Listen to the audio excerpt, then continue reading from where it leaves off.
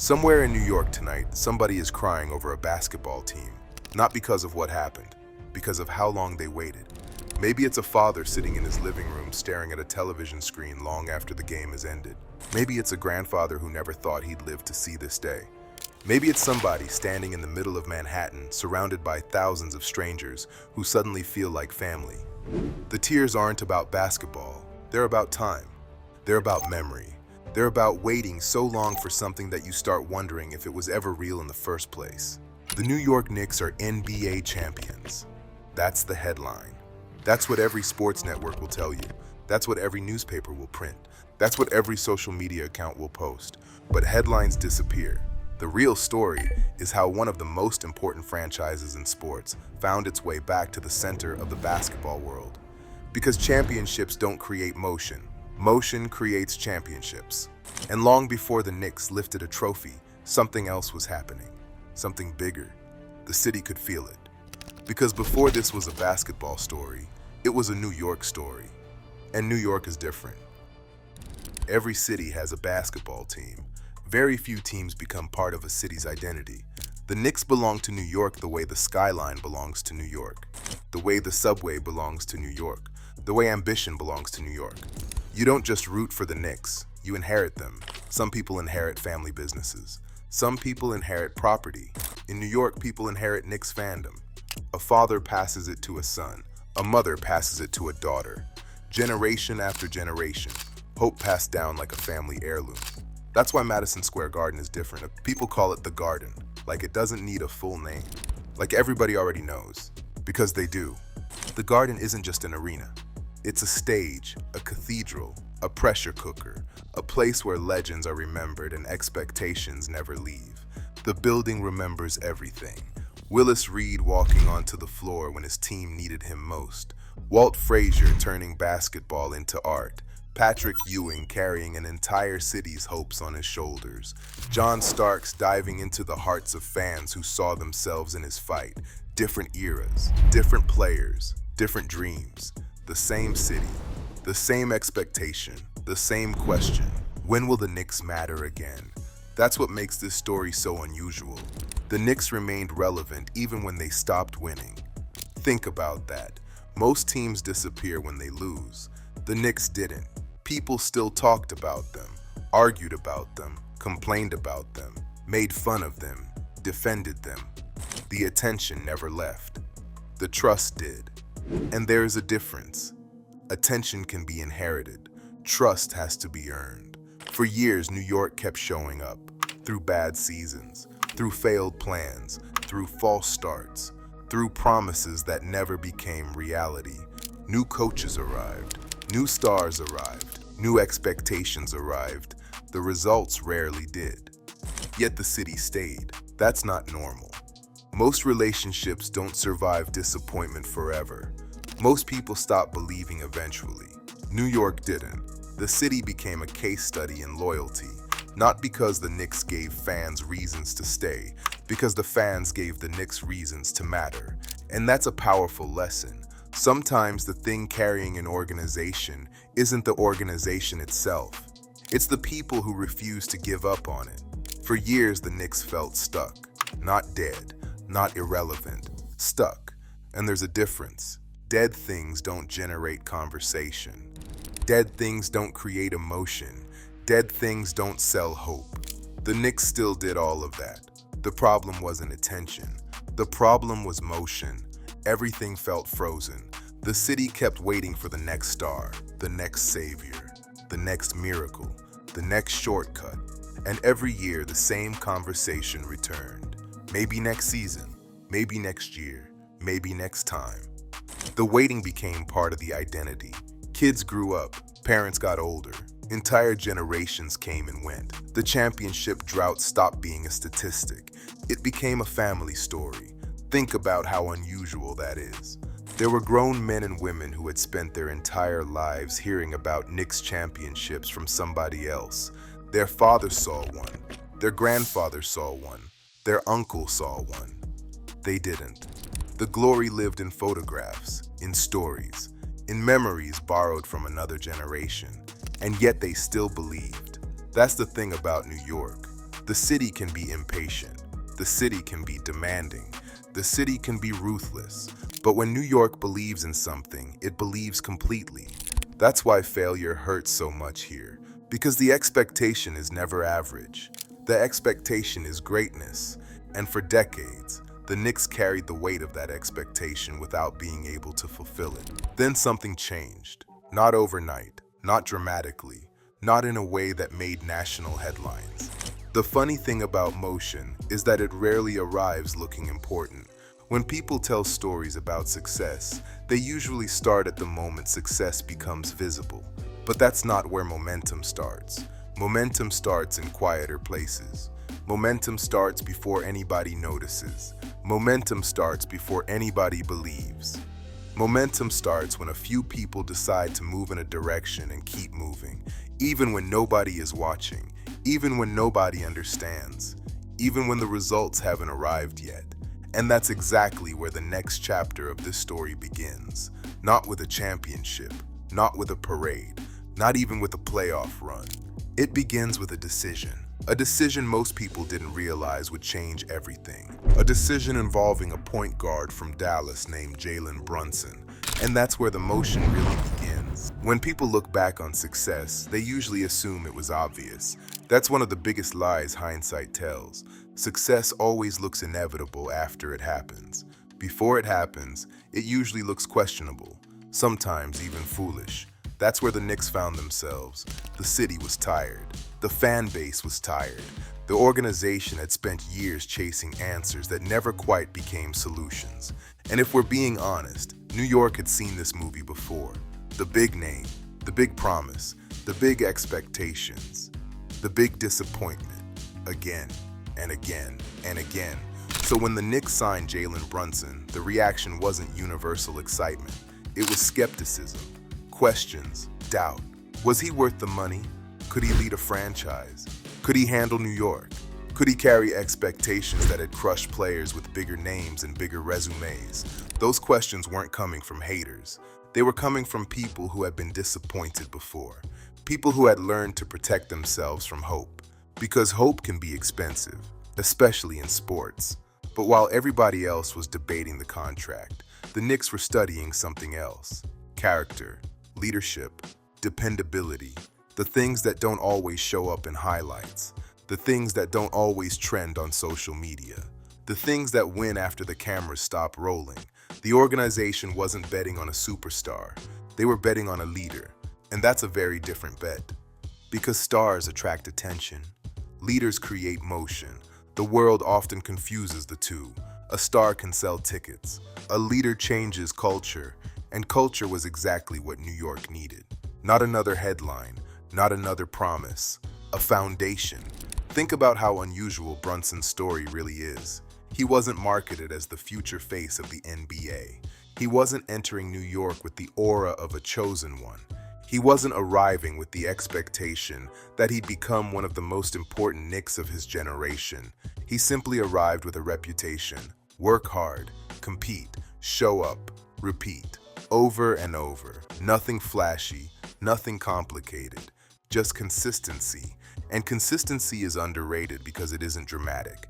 Nobody makes documentaries about showing up on time. Nobody celebrates discipline while it's happening. Nobody throws parades for preparation. But preparation is usually where momentum is born. That's another thing people misunderstand about motion.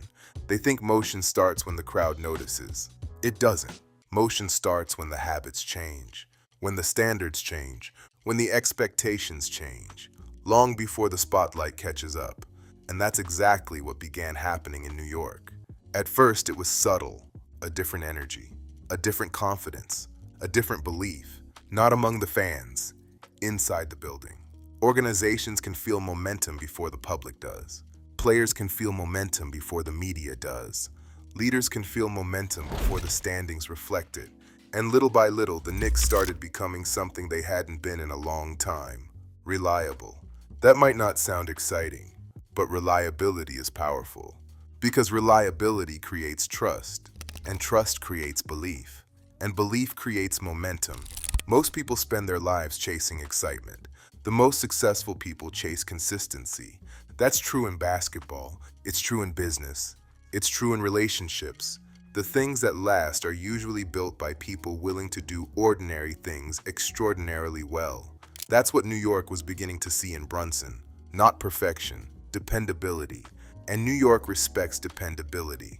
Because New York itself is built on dependability. The trains have to run. The businesses have to open. The workers have to show up. The city doesn't reward excuses. It rewards performance. Night after night, day after day, year after year. The more Brunson played, the more the city recognized something familiar. He wasn't trying to become New York. He already understood New York. Earn it. Don't ask for respect. Earn it. Don't talk about leadership. Demonstrate it. Don't promise results. Create them.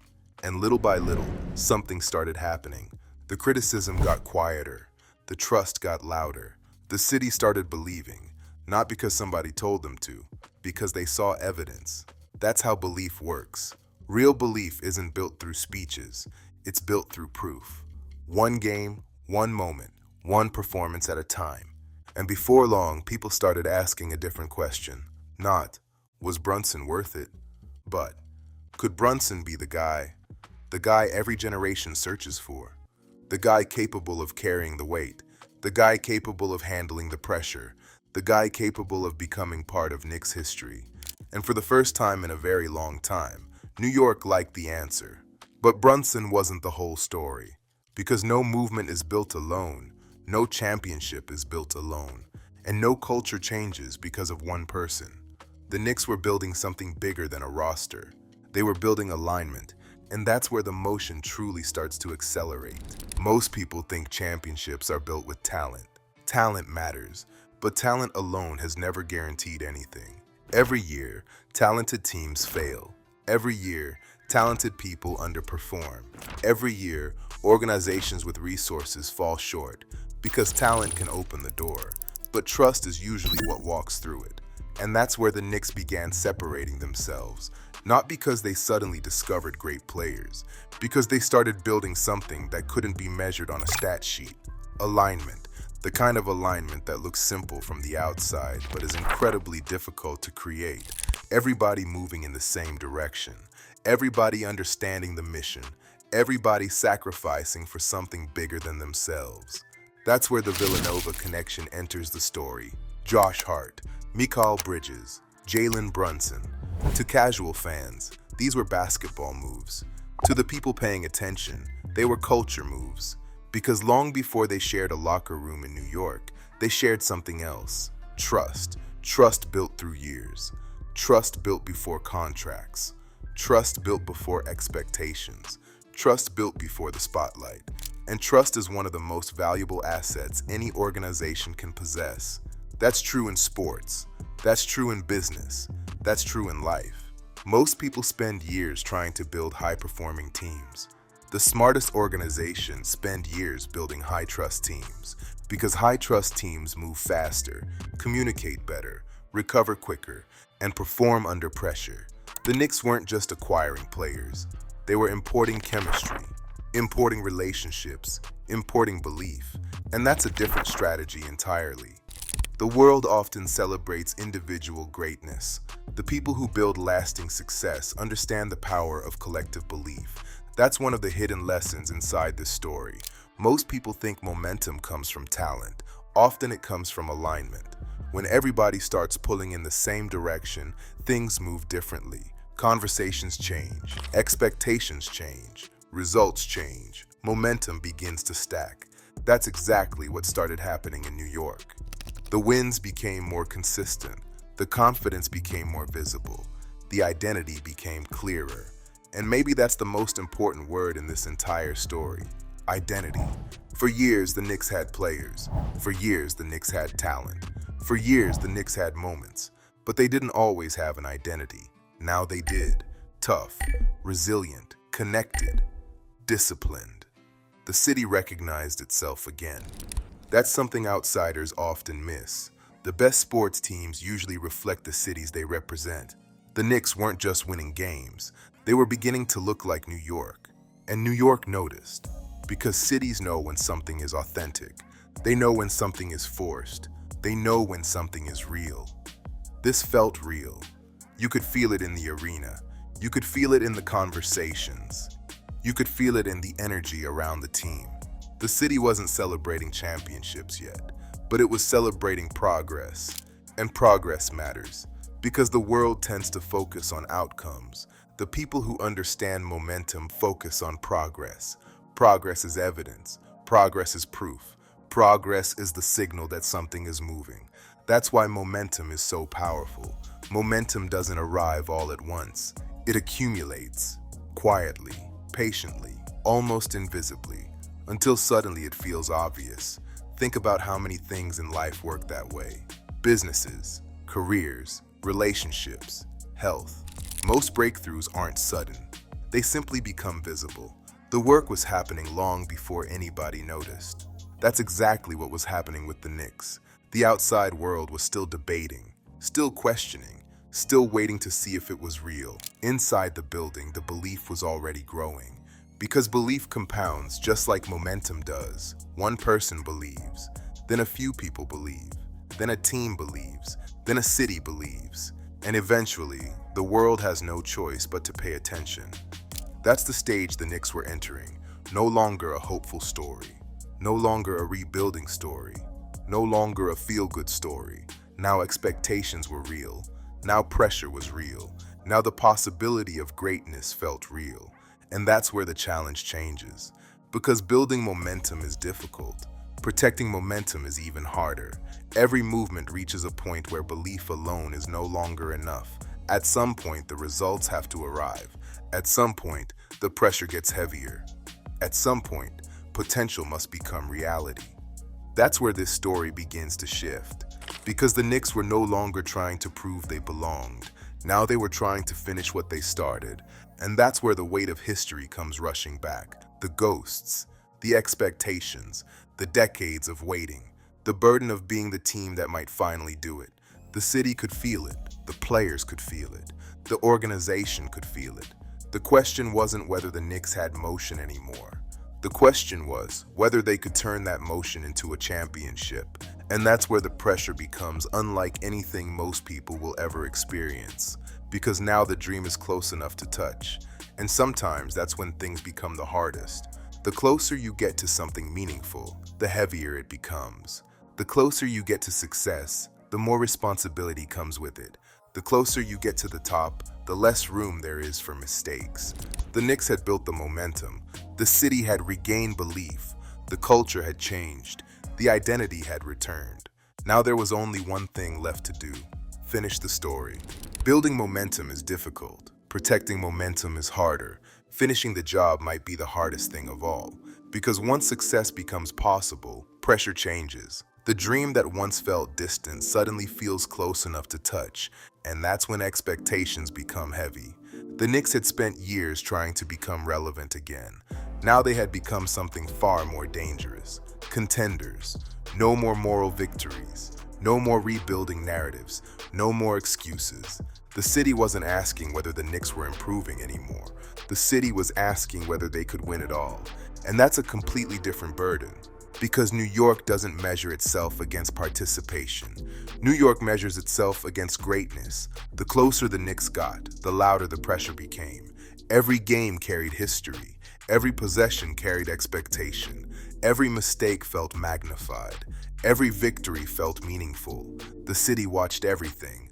The sports world watched everything. The ghosts watched everything. Willis Reed, Walt Frazier, Patrick Ewing. Generations of unfinished stories hanging over every moment. That's what made this different. The Knicks weren't just playing for a championship. They were carrying decades of hope. And that's where leadership becomes critical. Not leadership when things are easy. Leadership when the stakes become overwhelming. Leadership when pressure starts showing up before the game even begins. Leadership when everyone around you feels the weight. Mike Brown stepped into a situation few coaches would ever truly understand. From the outside, people see lineups, strategies, rotations, timeouts. Inside the building, leadership is something else entirely. Leadership is emotional management. It's keeping people focused when distractions multiply. It's keeping belief alive when doubt tries to return. It's helping talented people stay connected to the mission, because pressure has a way of pulling teams apart. Championship teams stay together. That's one of the reasons championships are so rare. Talent gets teams into the conversation. Unity keeps them there. The deeper the Knicks moved into the postseason, the more obvious something became. This wasn't the same team New York had watched for years. This team expected to win. Not hope to win, expected to win. That's a powerful shift, because expectations reveal identity. People can talk confidence all day. Pressure reveals what they actually believe. And under pressure, the Knicks kept showing up. Again, and again, and again. The city started feeling something dangerous. Hope. Real hope. Not fantasy. Not blind optimism. Evidence-based hope. The kind of hope that comes from watching something prove itself over and over again. And the closer the Knicks got, the more the city started imagining the impossible. What if this was finally the team? What if this was finally the year? What if decades of waiting were actually leading somewhere? The funny thing about momentum is that eventually everyone can see it. At first, only insiders recognize it. Then the fan base notices. Then the media notices. Then the entire world notices. By the time everyone sees it, the work has already been done. The momentum was built long before the spotlight arrived. That's what was happening now.